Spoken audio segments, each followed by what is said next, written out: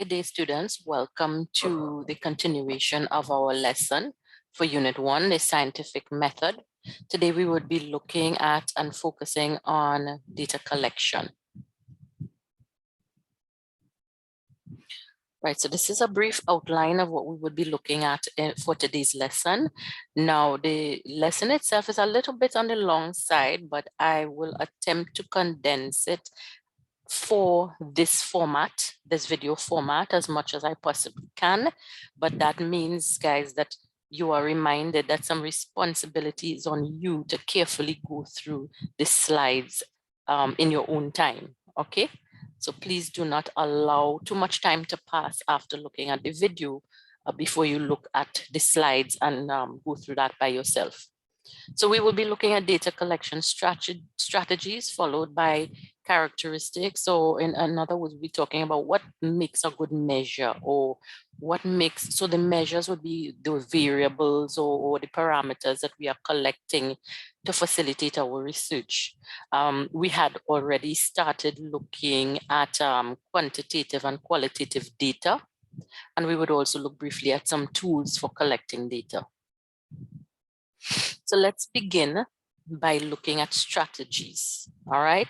Data collection strategies. So the strategies that we would use would depend on certain things. So the first thing is what you need to know.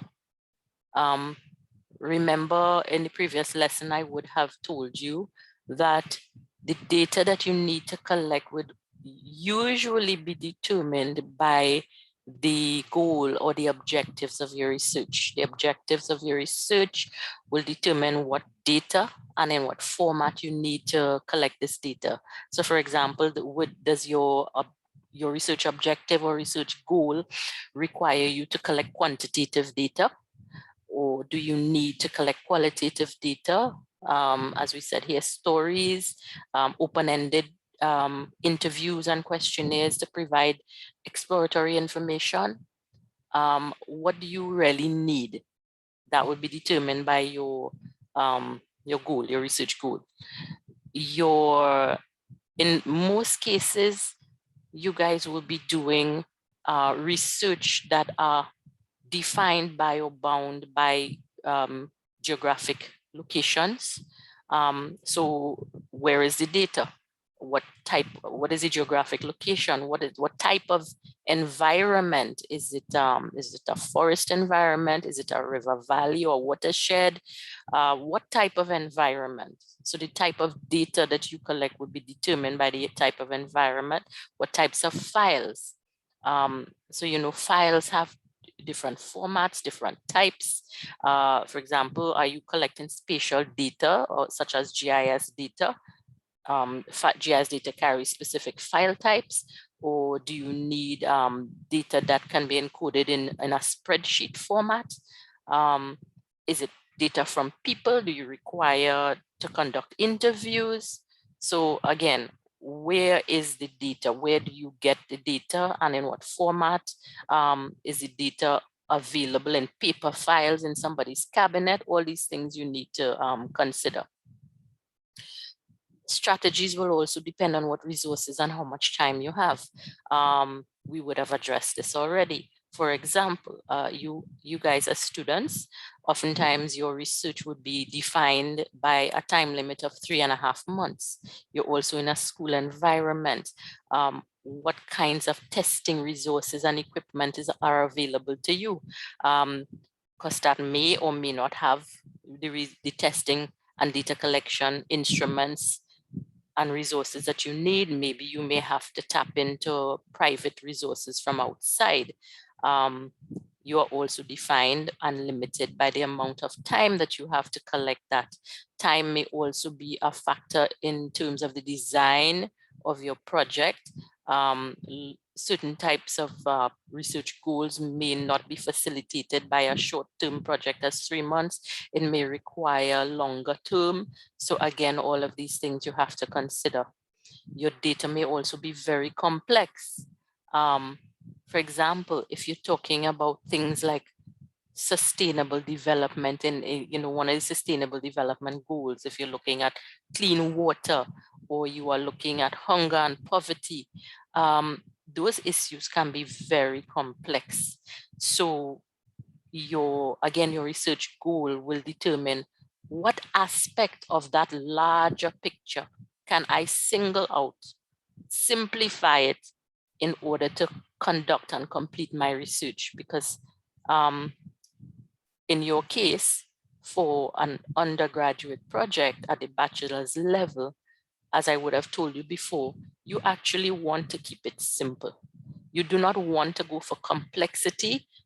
Please, my recommendation is leave that for graduate level research.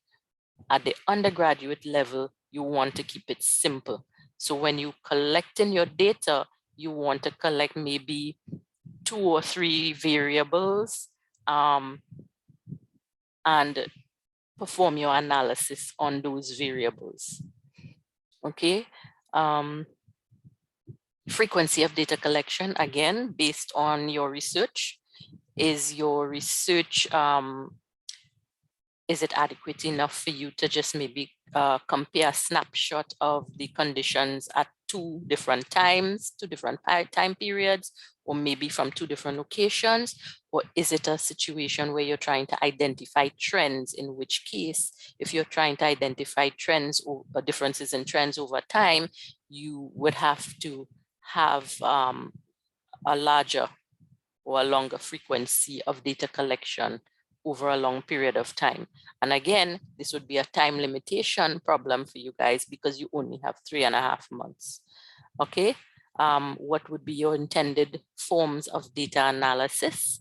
Again, depending on the nature of your research, you will, maybe it could be as simple as using statistical charts to represent trends.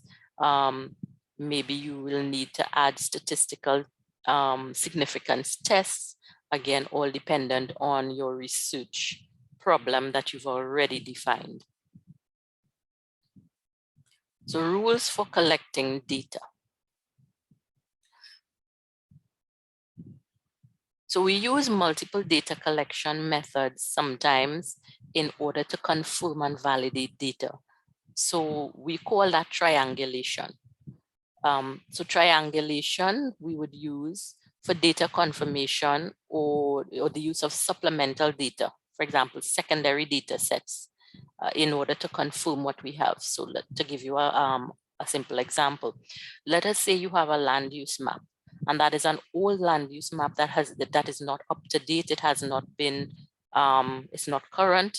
It does not reflect the current land use configuration and details, but you need current information. You may find that you may need to access the most current aerial photography that you can get your hands on, and you will have to utilize that aerial photography in order to update the land use map and bring it into a level of currency. So that is an example of triangulation, where you have to use multiple data collection methods. Also, second point, note, use available data, right? Use available data, but you also need to know from that available data. So if data already exists, you don't go and reinvent the wheel. If data exists, you use it, but you need to know certain things about it. All right. If you all have done GIS with me already, this would be familiar to you as well. How the measures were defined. So you need details. What is the format of the data?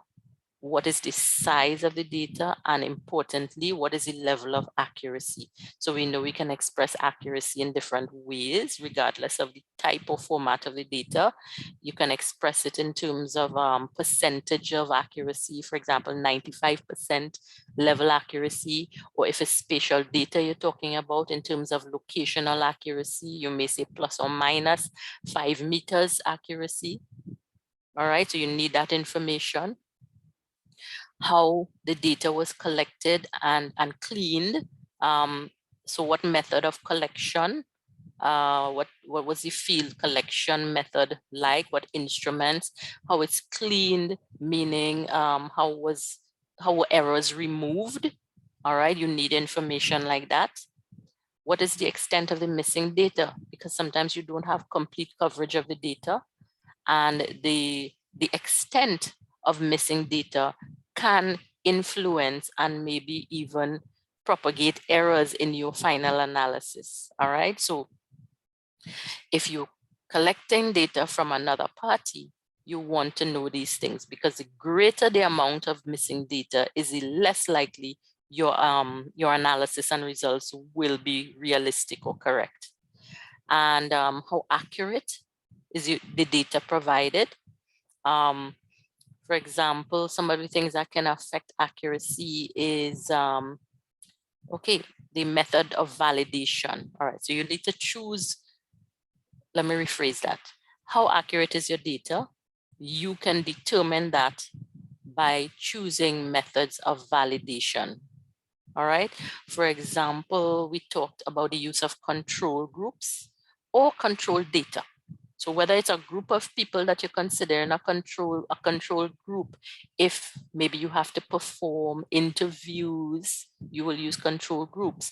Or in the case of other data sets that you're collecting, environmental data or otherwise, you would want to have a control data set.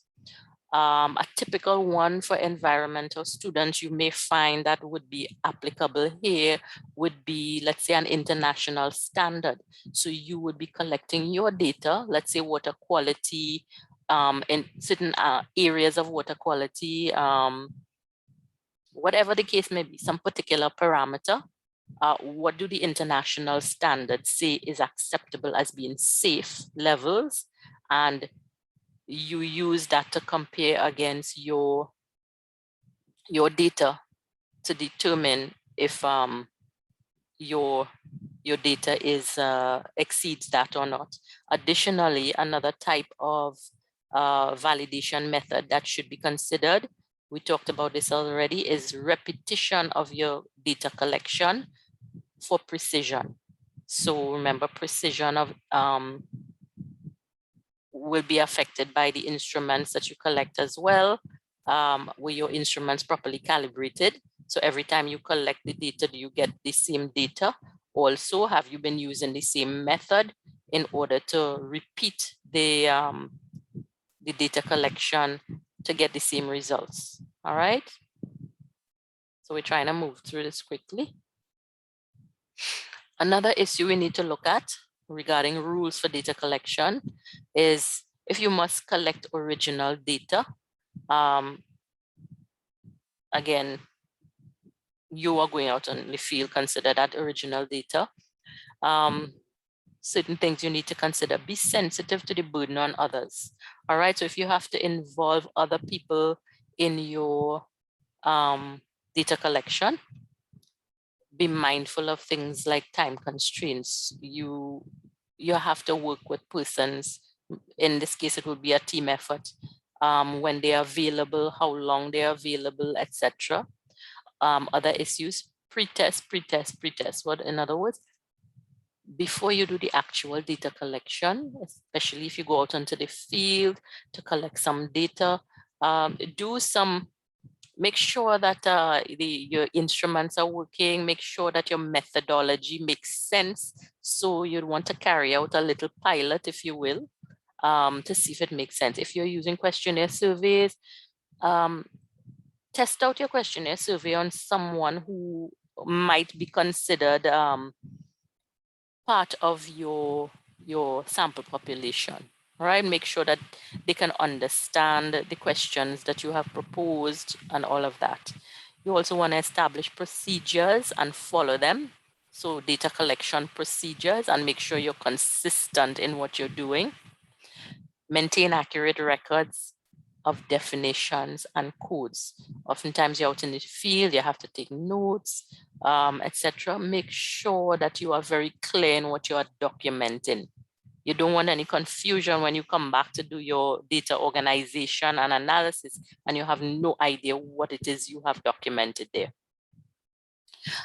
Verify accuracy of coding. So when you start to organize your data, again, this is related to the previous point, make sure that your records were clear and that when you assign, if you assign codes, because I mean, when you have to do statistical analysis, you may find you have to code some of your information for statistical analysis. Make sure correct codes are applied to the information, and also be careful with your data input.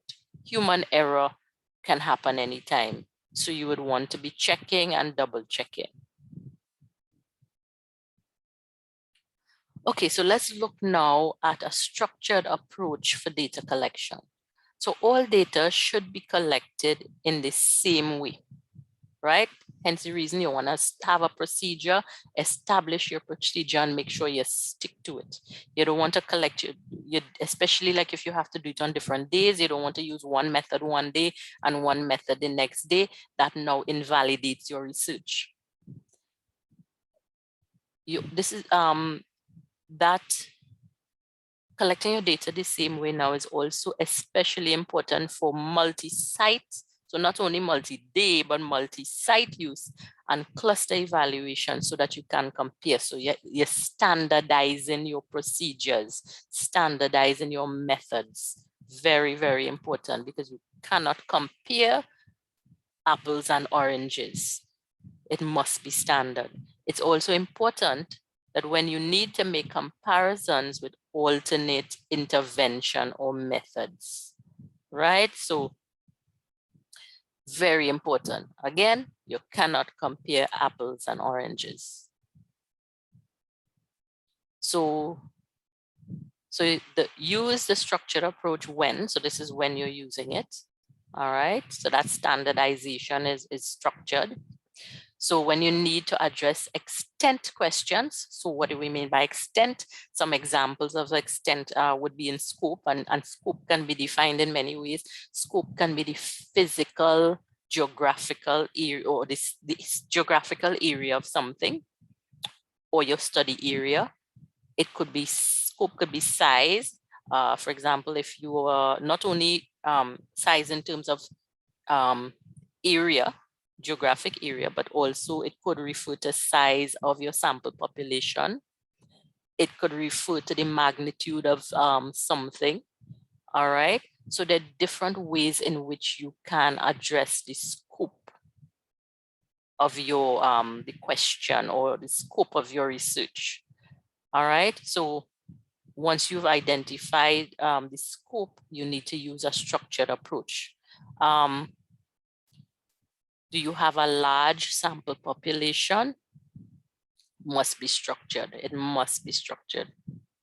Remember, one of the things we talked about quantitative data is that oftentimes the data that you collect for quantitative data, you would have large sample populations. You also know what you must know what needs to be measured. All right, especially if you're doing sample population questionnaire survey, for example, or you're going out into the field to collect environmental data. You're not, in this case, you are not doing exploratory data. You're not just going out there to figure out, well, you know, what are the phenomena out there. It's not exploratory. So you need to know beforehand, what am I going to measure? Identify your variables or the parameters. What am I going to measure? You need to show results numerically, right? So if it's environmental data, water quality parameters, numerical data must be collected. If you're conducting a questionnaire survey, your survey must be designed in such a way that you will generate numerical results. There's a need to make comparison across different sites or intervention. As we mentioned before, if you have to compare different sites, sometimes you may need to do that if you have to have a control group or control data set. It's difficult for you to do that comparison if you using qualitative data. So you must use quantitative data in your design. Now, a semi-structured approach, this is systematic and follows general procedures. So you will have a general guideline as to how you're going to do it, but the data collected is not exactly the same way every time. All right, so you will have some flexibility here, such as if you were to use a questionnaire instrument.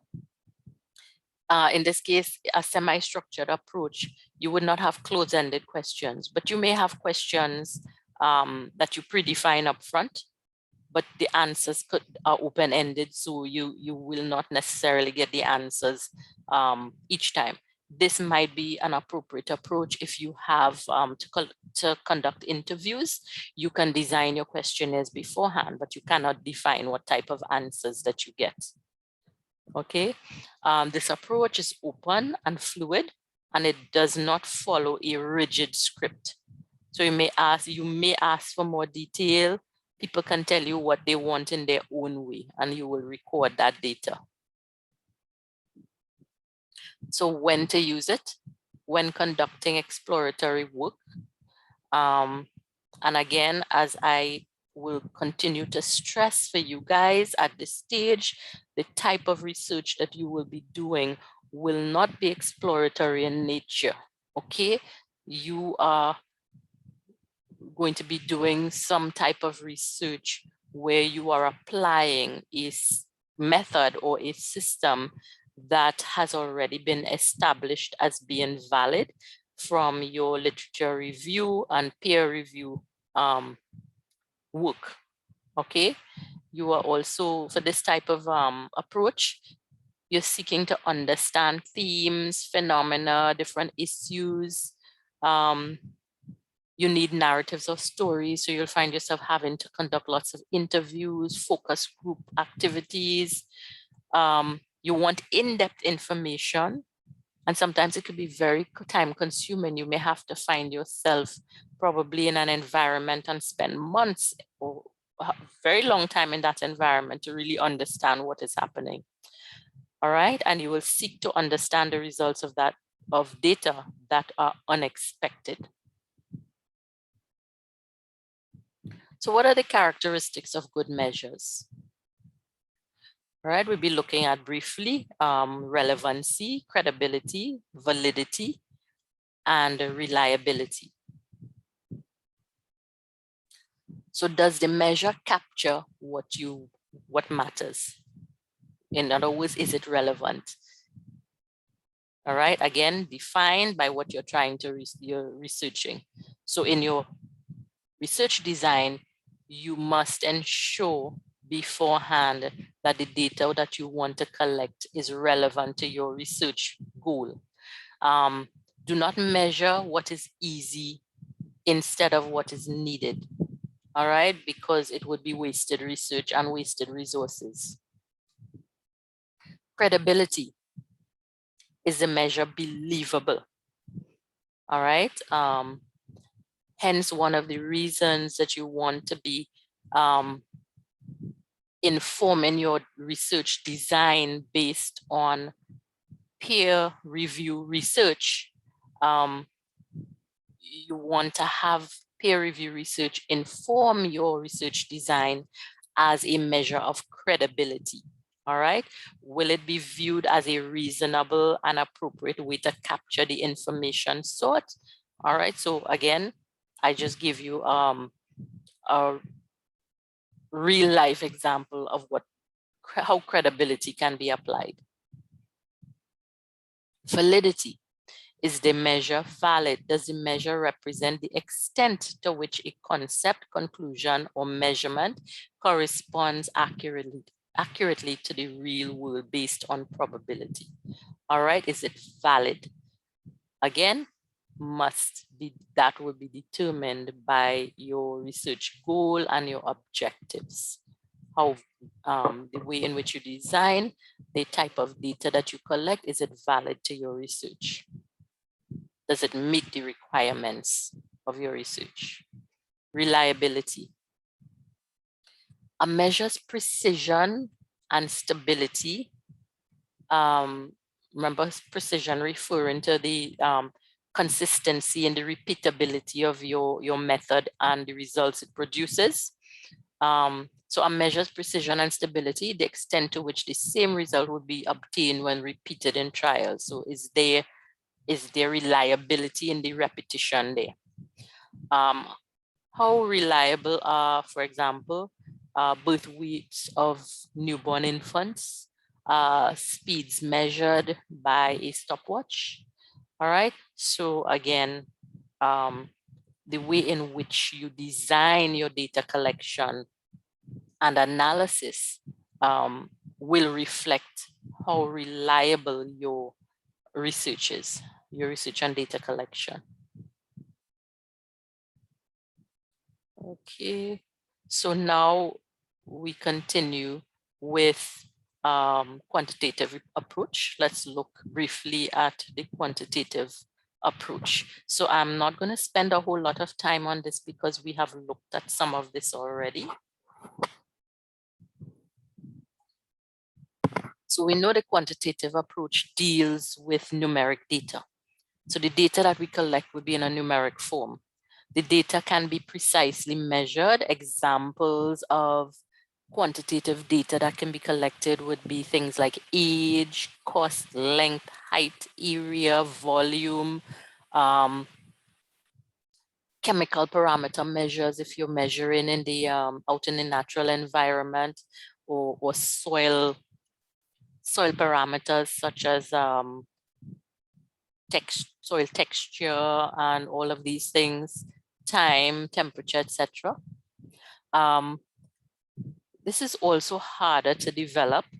All right, so a lot of thought and preparation has to go into designing your experiments upfront. But when you collect the data, it is easier to analyze as compared to the qualitative approach, where there is less standardization, therefore making it harder to analyze after the fact. All right, the qualitative approach now, on the other hand, is data that deals with descriptions. As we mentioned before, answers that you provide would not be standard. It's open-ended responses.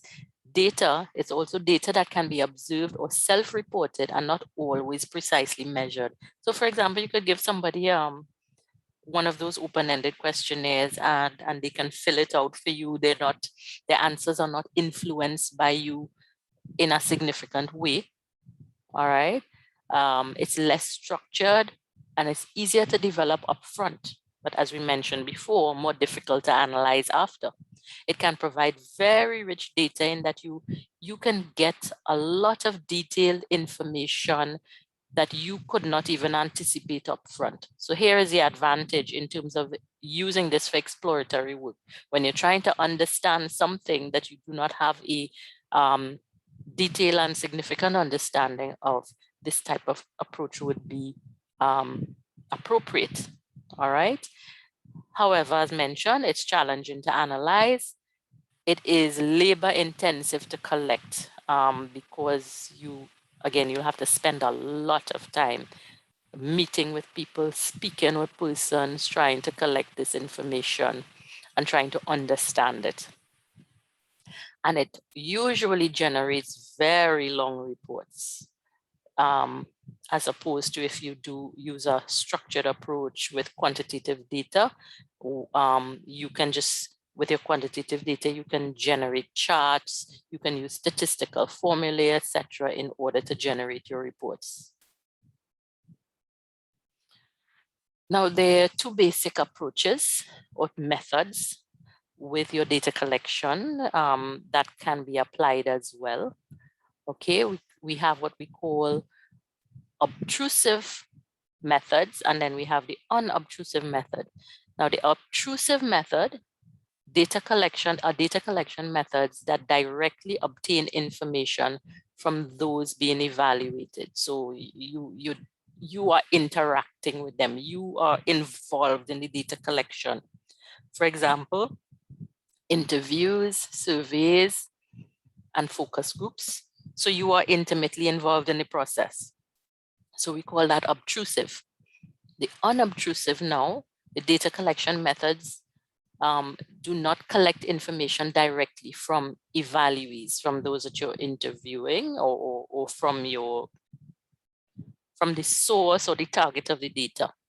So an example of that document analysis, Google Earth, observations at a disaster. So there is no feedback coming from any person. The information and the facts just are. It is passive. No interaction there. You're just observing and you're collecting information. So it's unobtrusive. So the next thing we look at is how to decide on data collection approach or on your data collection approach. So choice depends on the situation or the research goal that you have. Each technique is more appropriate in some situations than others. And hopefully at this point, you're already beginning to appreciate that. But it's important to note that all techniques are subject to bias.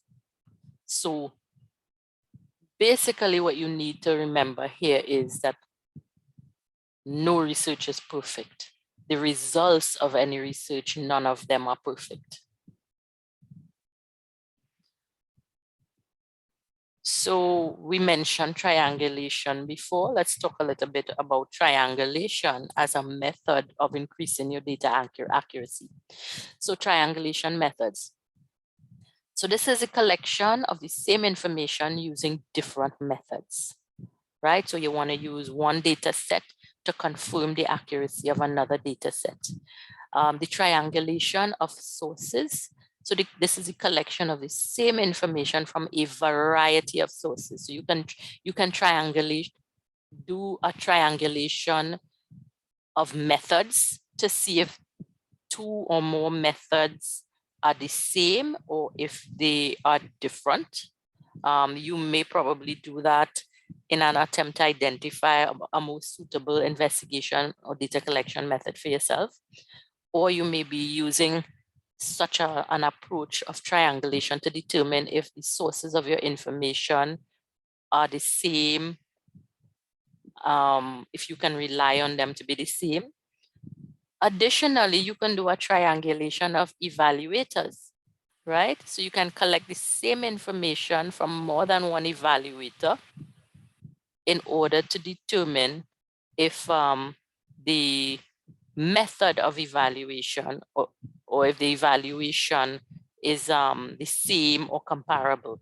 So for example, you will find that if you have to sit on a panel, you have to face a panel to do a presentation and you have 3 people on a panel that will mark your presentation.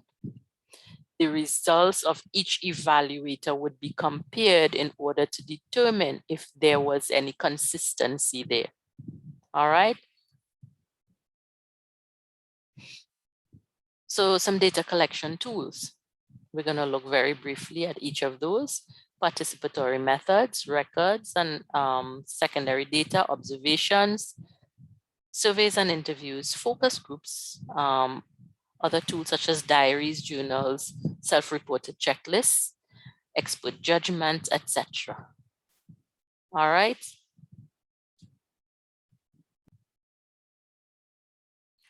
All right, so we are looking at data collection tools. So next slide. So participatory methods. So this involves groups or communities heavily in our data collection.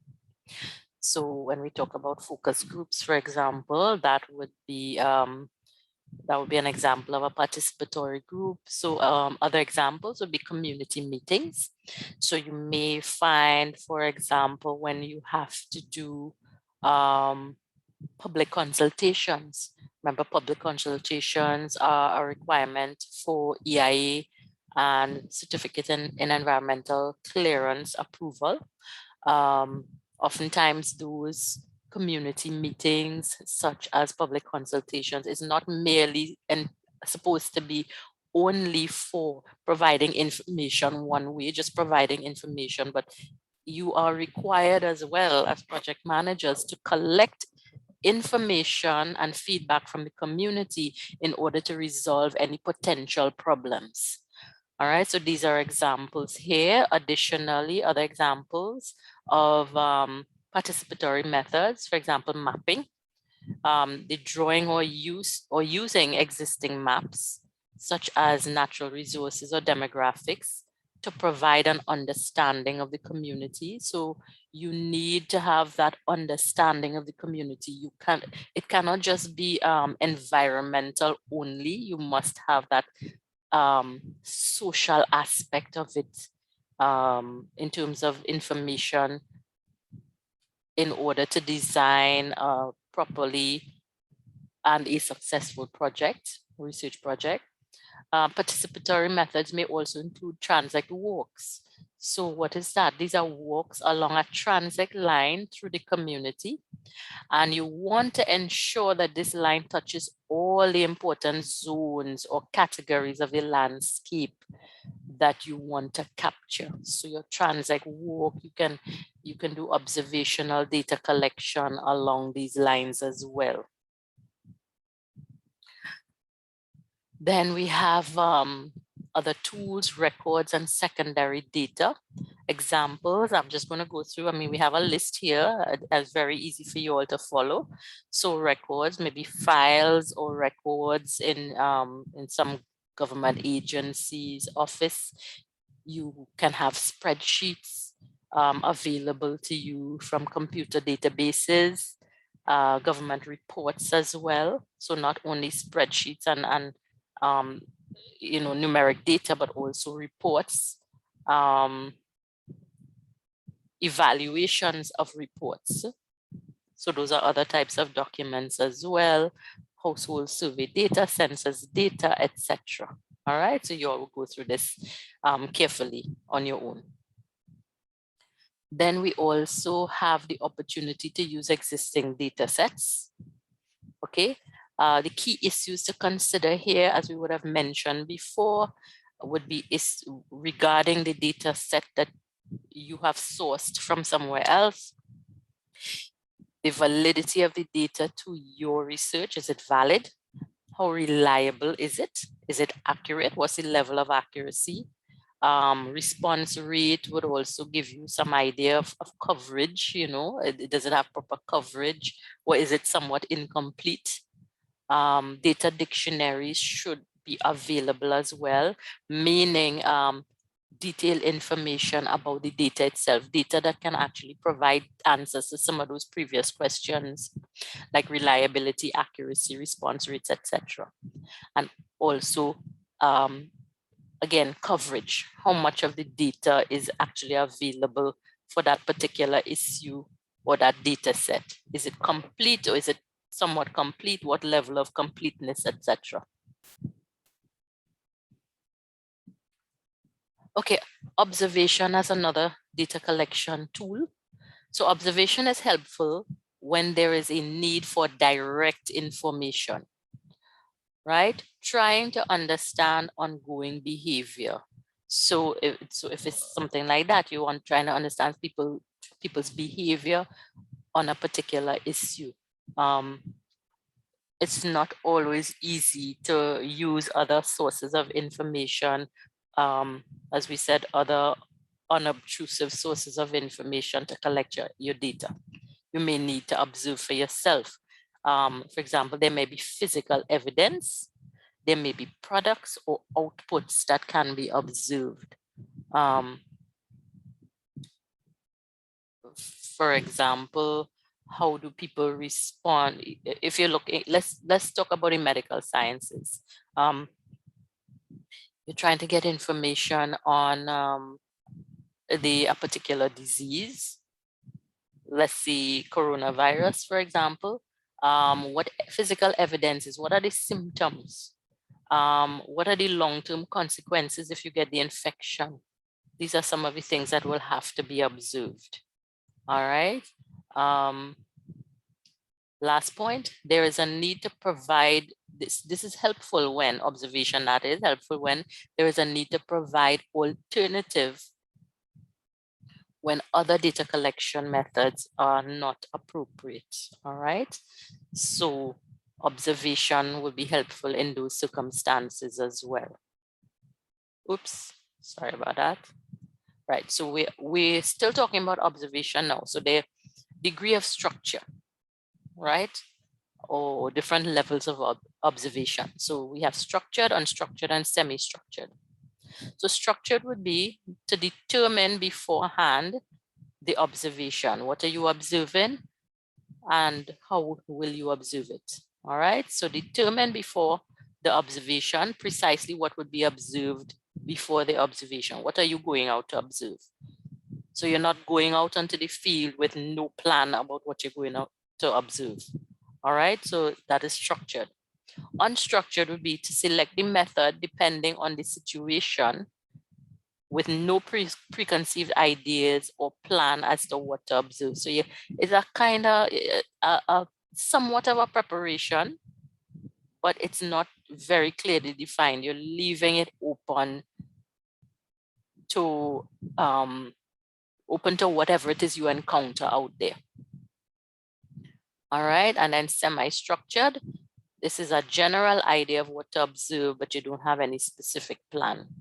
So what you may find though is if you have to use observation, you may find that you may use more than one of these approaches. You may start off by using unstructured in an exploratory way when you're trying to decide, okay, what do I want to study? I want to, I want to just observe and see what stands out to me.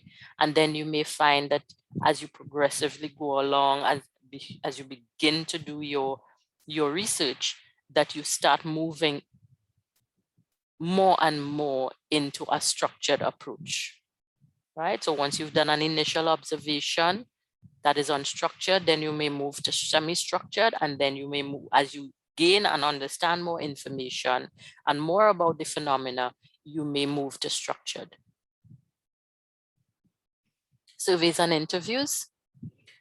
So these are excellent for asking people about perceptions, opinions, ideas.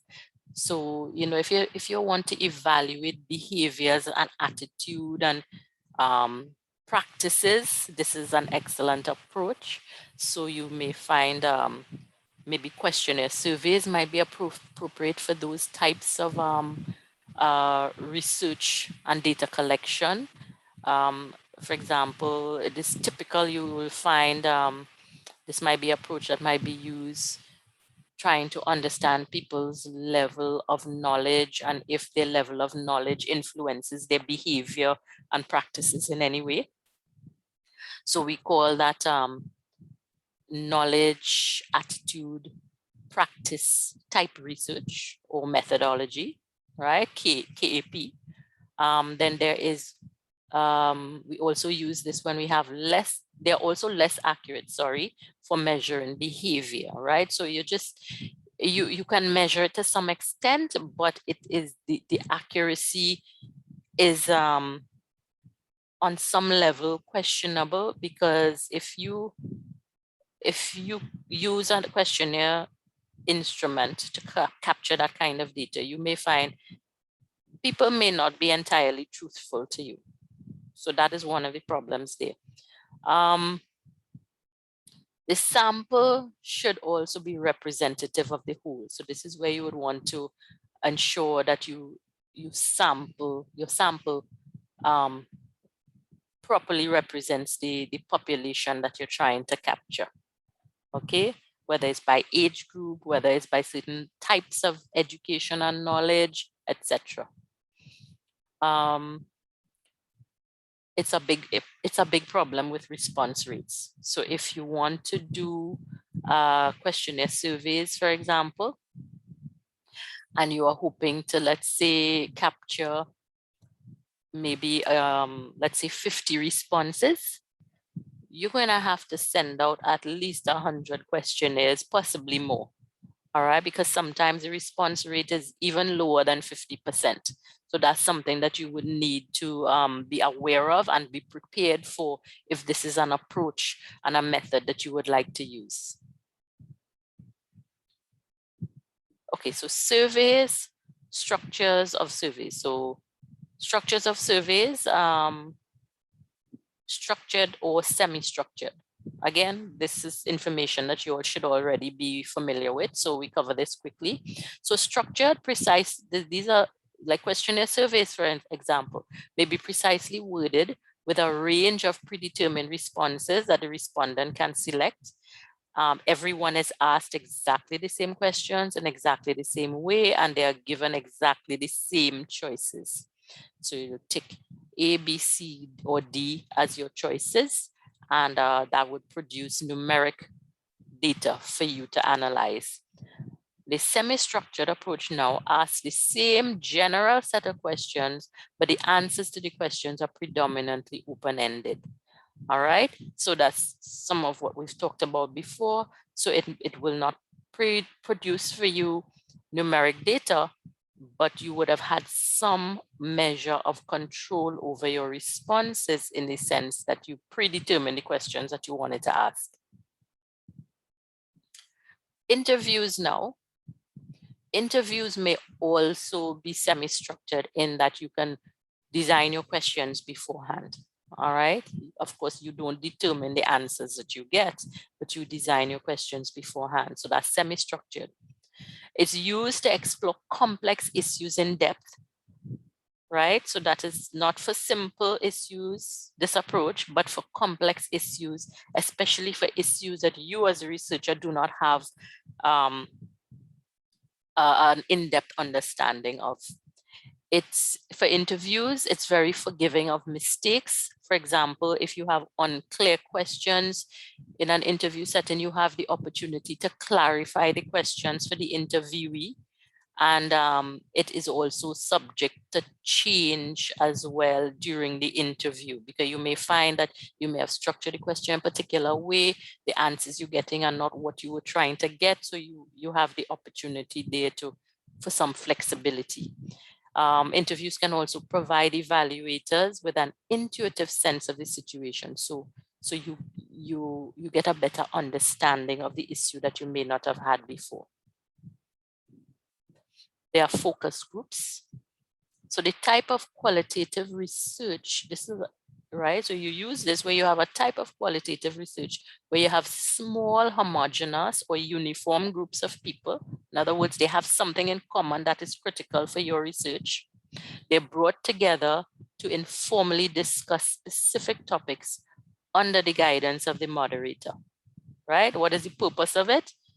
To identify issues and themes, not just interesting information and not just count. So in this case, you're collecting qualitative information, not quantitative data.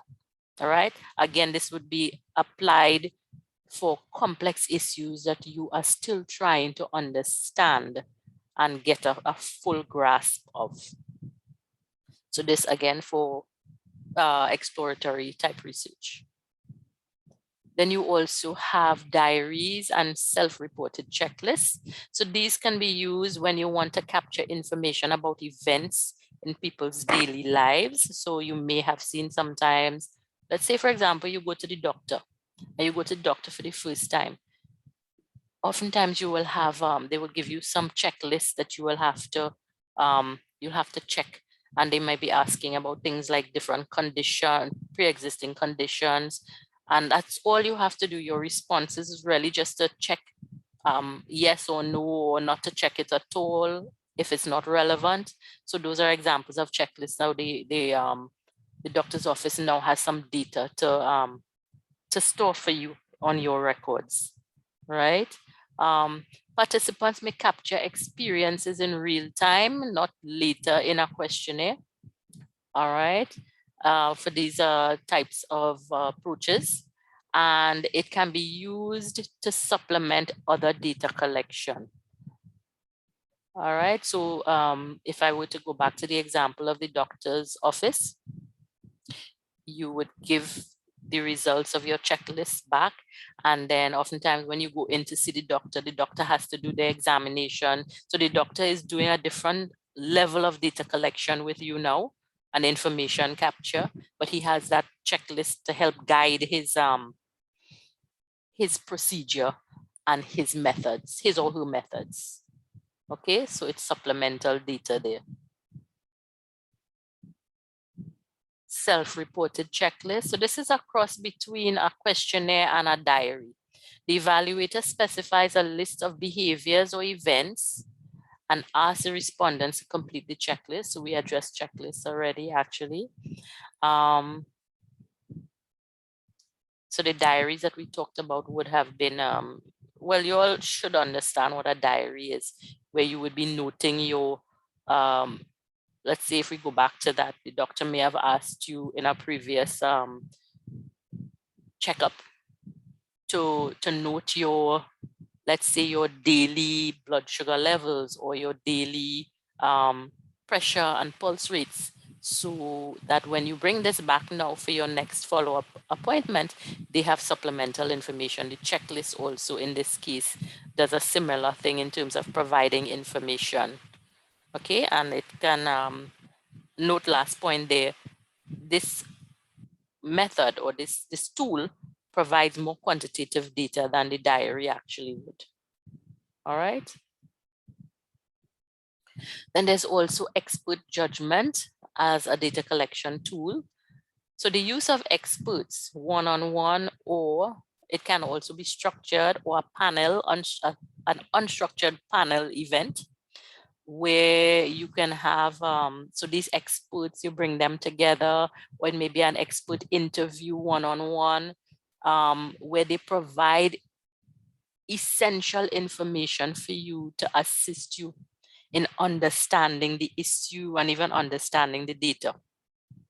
So as would have mentioned in the previous lesson, this may actually be an approach that you might want to use together with another data collection method that you have used.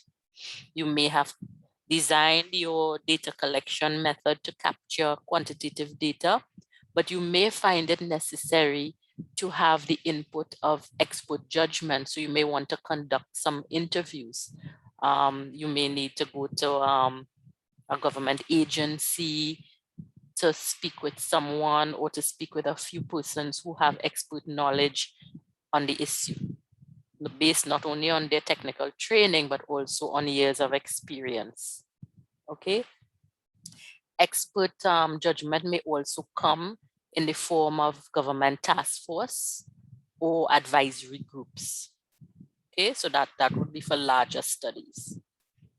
Some of the issues that you may have now in selecting experts, as I mentioned, you may be looking at their area of expertise based on technical knowledge and years of experience. You may also want diverse perspectives.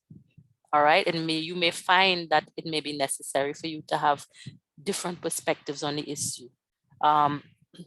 Those different perspectives might be, for example, different political views, or different levels or perspectives based on different levels of knowledge, etc.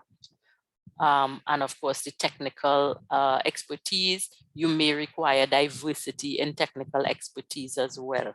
All right, you may, for example, need to interview someone based on the scientific technicalities, their level of knowledge. You may need to interview somebody who has technical expertise at an administrative level, etc. Okay, so let's talk very briefly about the Delphi technique.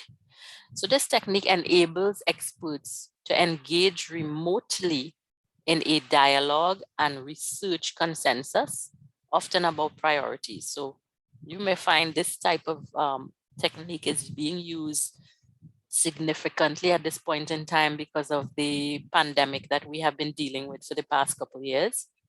So in this technique now, you find experts will be asked specific questions, and often choices that they given will be ranked. Responses will go to a central source. So someone will be coordinating this information, and the information is summarized and fed back to the experts without attribution, meaning you're not changing the information, you're not doing anything, that you're just organizing it, summarizing it, and providing feedback. So in other words, all the participants who were involved, you send back the summary for them. Okay, this is what everyone said. All right, and the experts can agree or argue with each other's comments. All right. So the experts can now provide another level of feedback. So they provided initial level. These are my views. Someone summarizes it, sends it out for feedback, and everybody can comment. And a lot of this can be happening virtually now, as you can imagine. So this is a schematic of what we're talking about here. So I've already explained it to you, so you can take your time and go through this. All right. And once the feedback is provided here, initial feedback is provided, the information would be analyzed and summarized. Another set of final feedback would be provided. And I